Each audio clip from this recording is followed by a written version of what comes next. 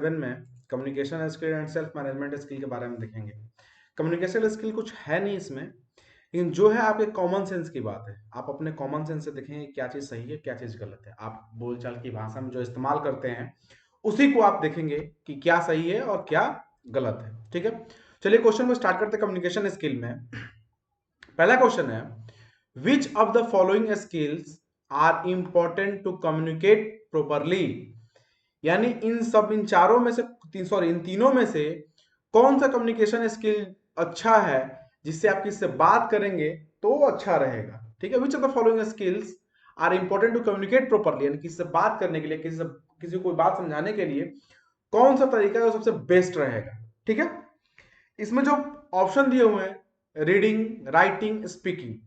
ठीक है, अब आप तीनों के माध्यम से आप अपनी बात को कम्युनिकेट कर सकते हैं, किसी को बता सकते हैं। ठीक है, किसी को समझा सकते हैं, जो नहीं कुछ समझ सकता है उसको लिख के समझा सकते हैं आप। ठीक है, इसलिए इसमें जो करेक्ट आंसर होगा आपका ऑल ऑफ द अबव।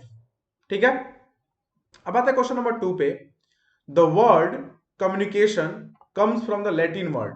ठीक है, ये बात आप ध्यान रखिएगा, ये लैटिन वर्ड से डिराइव्ड हुआ है। उस वर्ड का नाम क्या है? ठीक है, तो उस वर्ड का नाम है कम्युनिकेयर।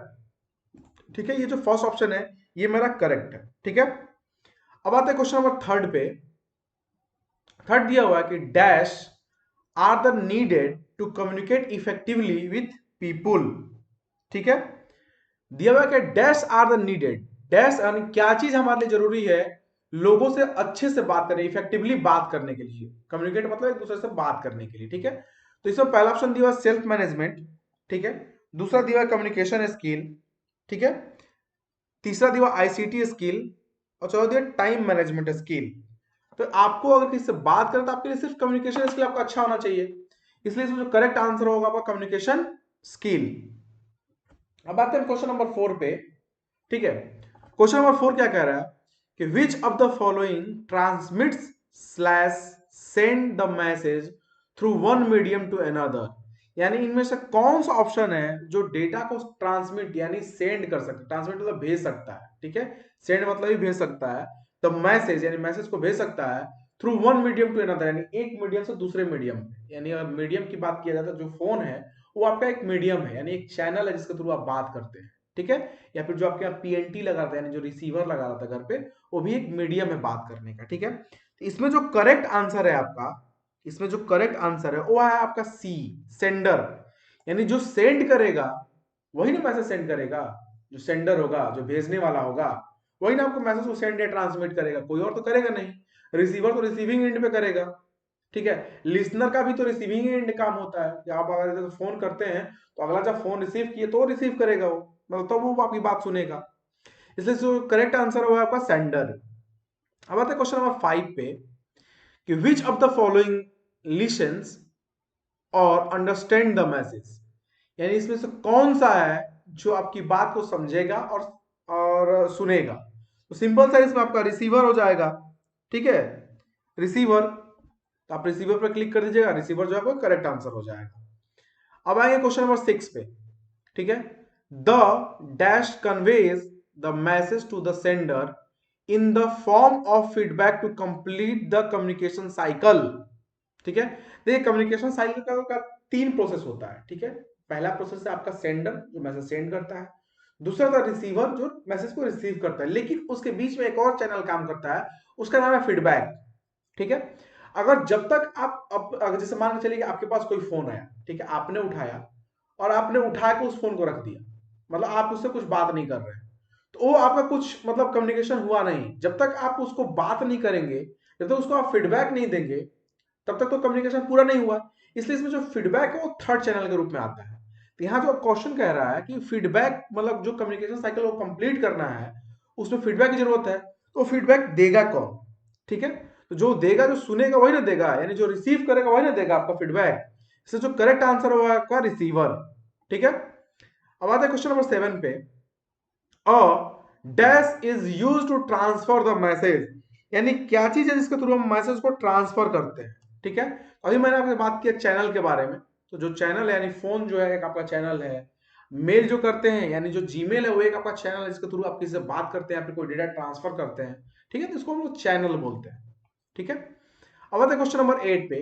Dash is slash are elements of communication cycle, यानी इसमें से कम्युनिकेशन साइकिल का कौन सा पार्ट, कौन सा एलिमेंट है। इसमें जो सेंडर, रिसीवर, चैनल सब है, क्योंकि अगर विदाउट रिसीवर और विदाउट सेंडर आप कोई मैसेज कम्युनिकेशन नहीं कर पाएंगे, विदाउट चैनल आप किसी को कुछ भेज नहीं पाएंगे, इसलिए इसमें तीनों जो है वो जरूरी है। ठीक है, अब आते हैं क्वेश्चन नंबर 9 पे हम लोग। ठीक है, क्वेश्चन नंबर 9 पे हम लोग आते हैं। A is sending a message to B, यानी जो ए नाम का कोई आदमी है जो कोई मैसेज भेज रहा है बी को, मैसेज सेंड कर रहा है बी को। हु इज रिसीवर एंड, यानी रिसीवर एंड कौन सा है, सिंपल सा है, जो बी है वो रिसीवर एंड है। ए ने डेटा को सेंड किया, बी ने रिसीव किया, तो जो करेक्ट आंसर हो आपका बी हो जाएगा। ठीक है, अब हम लोग आते हैं क्वेश्चन नंबर 10 पे। ठीक है, क्वेश्चन नंबर 10 पे आते हैं। विच of the following is the method of communication, यानी कौन सा मेथड है कम्युनिकेशन का, यानी कम्युनिकेशन में बातचीत करने का कौन सा मेथड है। ठीक है, इसमें जो ऑप्शन दिया हुआ है, दिया face to face, face to face भी हम लोग बात करते हैं, नोटिस या पोस्टर के थ्रू भी हम लोग बात करते हैं, पोस्टर लग के लोग प्रोटेस्ट करते हैं ना, तो पोस्टर के थ्रू भी हम बात कर रहे हैं, और ईमेल के थ्रू भी हम बात करते हैं। इसमें जो करेक्ट आंसर होगा आपका ऑल ऑफ द अबव। ठीक है, ऑल ऑफ द अबव। अब आते हैं क्वेश्चन नंबर 11 पे। Which of the following method is used to communicate quickly with one or more individual in various location, यानी कौन सा इसमें मेथड है जिसके थ्रू हम जल्दी किसी से बात कर सकते हैं, एक या एक से ज्यादा लोगों से जो अलग अलग जगहों पे बैठे हुए हैं। ठीक है, तो उसके लिए हम लोग सिंपल इस्तेमाल करते हैं ईमेल। ईमेल के थ्रू हम किसी से भी बात कर सकते हो, जहां रहे, वो यूएस में रहे, आपको कनाडा में रहे, सऊदी में रहे, कहीं भी रहे, तो आप बात कर सकते हैं, इवन इंडिया में रहे। ठीक है, अब आते हैं हम लोग क्वेश्चन नंबर 12 पे। choosing the right method choosing the right method of communication depends on, यानी कि अगर आपको कम्युनिकेशन करना है तो उसका सही रास्ता क्या है। ठीक है, इसमें पहले टारगेट ऑडियंस, टारगेट ऑडियंस का मतलब था कुछ लोगों के लिए। ठीक है, दूसरा अर्जेंसी या प्रायोरिटी, यानी आपकी क्या रिक्वायरमेंट है, यानी आपको जल्दी कुछ काम करना है या फिर उसको आप ऊपर नीचे कर रहे हैं, यानी किसी को अर्जेंट मान रहे हैं, किसी को आप नॉर्मल मान रहे हैं, उसके हिसाब से, या फिर कॉस्ट के हिसाब से।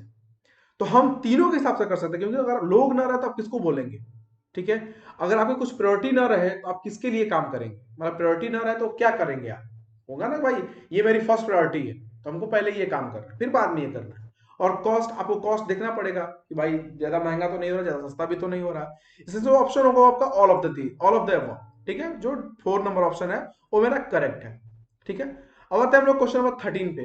विच of the following is not an element of communication process cycle, यानी इसमें से कौन सा एलिमेंट है जो कम्युनिकेशन प्रोसेस साइकिल का पार्ट नहीं है। चैनल तो है, टाइम है कि नहीं है, आगे देखते हैं हम लोग, रिसीवर है, सेंडर है, यानी तीन तो हमको पता है, लेकिन टाइम नहीं है इसमें। टाइम इसलिए नहीं है कि जब आप किसी से बात करते हैं तो उसका लिमिट नहीं होता है कि आप कितना बात करते हैं। ठीक है, आप अब मन किया तो 1 सेकेंड, मन किया तो 100 मिनट, ठीक है, वो आपके ऊपर डिपेंड करता है। इसमें जो टाइम है वो आपका कम्युनिकेशन प्रोसेस साइकिल का पार्ट नहीं होता है। ठीक है, बाद हम लोग क्वेश्चन नंबर 14 पे। In which following method in which following method of communication body language can be seen, यानी आप कौन से मेथड के थ्रू बात करेंगे जिसमें आपका बॉडी लैंग्वेज दिखेगा। ठीक है, इसमें दिया हुआ है पहला option face to face, email, blogs, poster. तो आपको पता है कि फेस टू फेस अगर हम किससे बात करेंगे तभी तो मेरा बॉडी पोस्टर दिखेगा, तभी तो हमको देख पाएगा।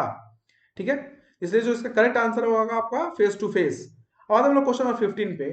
Dash is one of the most effective and commonly used way of communicating, इसमें से क्या है इन ऑप्शंस में से जो one of the most effective, यानी सबसे मतलब इंपॉर्टेंट है, and commonly used way of communication, यानी कि सबसे ज्यादा इस्तेमाल किया जाने वाला है, मैंने बातचीत की भाषा में सबसे ज्यादा इस्तेमाल किया जाने वाला है। ठीक है, पहले रीडिंग, रीडिंग क्या ज्यादा इस्तेमाल होता है, स्पीकिंग, यस, स्पीकिंग जो है सबसे ज्यादा, हम बोल के तो सबसे बात करते हैं, लिख के तो बात नहीं करते हैं, सुन के तो बात नहीं करते हैं, रीडिंग करके तो बात नहीं करते हैं, हमको बात करना तो हमको बोलना पड़ता है, इसलिए जो इसका करेक्ट आंसर हो आपका स्पीकिंग।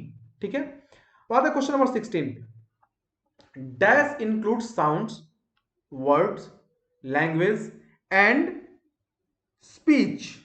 ठीक है, क्या है जो साउंड को इंक्लूड करता है, वर्ड को इंक्लूड करता है, लैंग्वेज को इंक्लूड करता है, स्पीच को इंक्लूड करता है। ये आपको पता होगा, इंग्लिश में आपने पढ़ा होगा वर्बल कम्युनिकेशन के बारे में, नॉन वर्बल कम्युनिकेशन के बारे में। तो इसमें ओवरऑल जो कम्युनिकेशन स्किल है वही वर्बल और नॉन वर्बल कम्युनिकेशन स्किल है। इसमें कुछ टेक्निकल है, कुछ नॉन टेक्निकल है। तो आपको इसको थोड़ा सा ध्यान रखना है, थोड़ा सा अपना दिमाग लगाना है, क्योंकि ये सब जो क्वेश्चंस हैं, आप तो जो सब्जेक्ट क्वेश्चन से मान के चलिए कि आपका डीबीएमएस हो गया, एडवांस स्प्रेडशीट हो गया, एडवांस डॉक्यूमेंट हो गया, इन सब में आपको कुछ ना कुछ याद करना पड़ेगा, कुछ ना कुछ समझना पड़ेगा। लेकिन इसमें जो है कम्युनिकेशन स्किल, ये आपके दिमाग का खेल है कि आप अपना दिमाग कितना लगाते हैं और क्या समझते हैं उस क्वेश्चन को।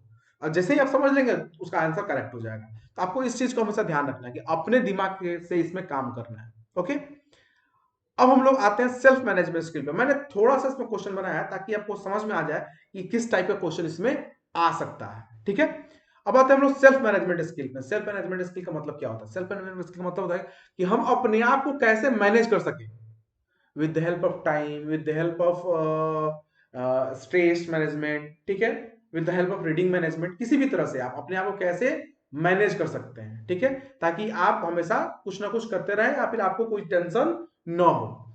इसमें जो पहला क्वेश्चन है, क्वेश्चन नंबर 17, ठीक है, स्किल मैनेजमेंट में, कि dash stress makes a person worrisome, less productive and may lead to various disorders.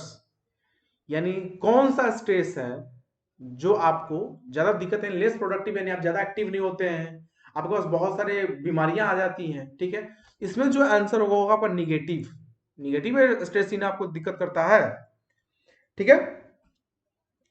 तो अब अगला क्वेश्चन हम लोग आते हैं क्वेश्चन नंबर 18 पे, कि stress refers to dash strain और टेंशन। यानी स्ट्रेस किसको बिलोंग करता है? मेंटल को, इमोशनल को, फिजिकल को। ये तो हर तरह का स्ट्रेस होता है, आपके पास मेंटल स्ट्रेस भी है, इमोशनल स्ट्रेस भी है, फिजिकल स्ट्रेस भी है। इसमें जो आंसर होगा आपका ऑल ऑफ द अबव, ठीक है, डी नंबर। अब आते हैं क्वेश्चन नंबर 19 पे, ठीक है। Dash refers to human effort, dash refers to human efforts for maintaining healthy body and mind, ठीक है। क्या चीज है जो आपके ह्यूमन बॉडी को मेंटेन करने के लिए, हेल्दी और स्वस्थ, मतलब स्वस्थ रखने के लिए आपका काम कर रहा है, बॉडी और दिमाग को स्वस्थ रखने के लिए काम करता है। इसमें जो आपका आंसर है वो होगा आपका स्ट्रेस मैनेजमेंट। अगर आपका स्ट्रेस मैनेजमेंट रहा, मतलब मैनेज मैनेज रहा, तो आपको कोई दिक्कत नहीं होगी आपके बॉडी में और आपके दिमाग में, ठीक है। अब आते हैं क्वेश्चन नंबर 20 पे। Stress causing agents are, stress causing किस चीज का पार्ट है, कैसा स्ट्रेस आता है, ठीक है। मेंटल भी आता है, फिजिकल भी आता है, फाइनेंशियल भी आता है। किसी किसी वक्त पैसे की कमी है, फिर पैसा ज्यादा होगा तो भी टेंशन होता है, कम रहता है तो भी टेंशन रहता है, ठीक है। इसमें जो आंसर होगा आपका ऑल ऑफ द अबव, ठीक है। अब आते हैं क्वेश्चन नंबर 21 पे, ठीक है। 21 पे, स्टूडेंट में फील डैश स्ट्रेस, यानी स्टूडेंट जो है स्ट्रेस महसूस करता है कब? इफ, यदि they are unable to submit their assignment, यानी जब वो अपना असाइनमेंट सबमिट नहीं करता है तो किस तरह का स्ट्रेस फील करता है? तो सिंपल सा बात, आप मेंटली स्ट्रेस फील करेंगे। मेंटली ही तो आप स्ट्रेस फील करते हैं भाई, मेंटल टेंशन हो गया कि मेरा असाइनमेंट जमा नहीं हुआ, ठीक है। अब हम लोग क्वेश्चन नंबर 22 पे, importance of stress management is और आर, यानी इंपॉर्टेंस क्या है स्ट्रेस मैनेजमेंट का, ठीक है। इंप्रूव मूड, यानी अपने दिमाग को ठीक कीजिए, बढ़ाइए। बूस्ट इम्यून सिस्टम, अभी जो आप लोग इम्यूनिटी के बारे में आप लोगों ने देखा होगा कोविड के सिचुएशन में, तो आप अपने आप को इम्यूनिटी को थोड़ा बढ़ाइए, अच्छे से कीजिए। इंक्रीज इफिशियंसी, यानी आप अपने काम करने की क्षमता को भी बढ़ाइए। इसका जो करेक्ट आंसर होगा ऑल ऑफ दीज हो जाएगा, या फिर ऑल ऑफ द अबव हो जाएगा, क्योंकि सब कुछ तो आप कर सकते हैं अपने स्ट्रेस को मैनेज करने के लिए। अब हम लोग आते हैं क्वेश्चन नंबर 23 पे, ठीक है। स्ट्रेस मैनेजमेंट प्रिवेंट्स, यानी स्ट्रेस मैनेजमेंट क्या करता है? प्रिवेंट मतलब खत्म करना होता है शायद, आई थिंक सो। एक बार आप प्रिवेंट का देख लीजिएगा क्या होता है। मैं इसका आपको आंसर बता देता हूं। इसका आंसर आपका होगा C, both of the above, psychological disorders भी और बिहेवियरल प्रॉब्लम्स भी, ठीक है। इसमें जो करेक्ट आंसर होगा आपका बोथ ऑफ द अबव, ठीक है। अब आते हैं क्वेश्चन नंबर 24 पे हम लोग। Dash is are stress management technique, यानी क्या चीज इसमें, इन ऑप्शन में से क्या चीज है जो हमारे स्ट्रेस को मैनेजमेंट करने की एक टेक्निक है, तरीका बताता है, ठीक है। तो इसमें देखिए मेडिटेशन, योगा, फिजिकल एक्सरसाइज, आप इसमें चारों कर सकते हैं। योगा भी लोग करते हैं, मेडिटेशन भी करते हैं, फिजिकल एक्सरसाइज भी करते हैं, जिम वगैरह जाना हो गया, ठीक है। अब आता है क्वेश्चन नंबर 25 पे। Dash includes a series of postures and breathing exercise to control body and mind. यानी क्या चीज है जो इंक्लूड करता है पूरे बॉडी के पोस्चर का और आपके ब्रीदिंग एक्सरसाइज का, जो आपके पूरी बॉडी और दिमाग को कंट्रोल करता है, ठीक है। तो योगा के थ्रू हम सब काम कर सकते हैं। आप अपने बॉडी के पोस्चर को ठीक कर सकते हैं। आपका ब्रीदिंग एक्सरसाइज, अगर कुछ ब्रीदिंग में दिक्कत हो तो ब्रीदिंग एक्सरसाइज भी आप कर सकते हैं। उससे आपका दिमाग और आपका शरीर कंट्रोल रहता है योगा के थ्रू, ठीक है। इसको हम एक बार सबमिट करते हैं, ठीक है। और स्कोर देख लेते हैं, 25 और 25, ठीक है, करेक्ट है सब।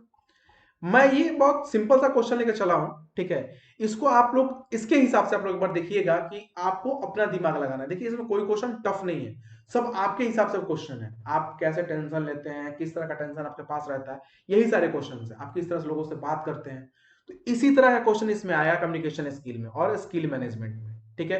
कुछ सिनेरियो दिए रहेंगे, तो मैं अगले जब एक वीडियो लेके आऊंगा तो उसमें आपको सिनेरियो दिखाऊंगा कि किस सिनेरियो के थ्रू कैसे काम किया जाता है। आज के लिए इतना ही, थैंक यू।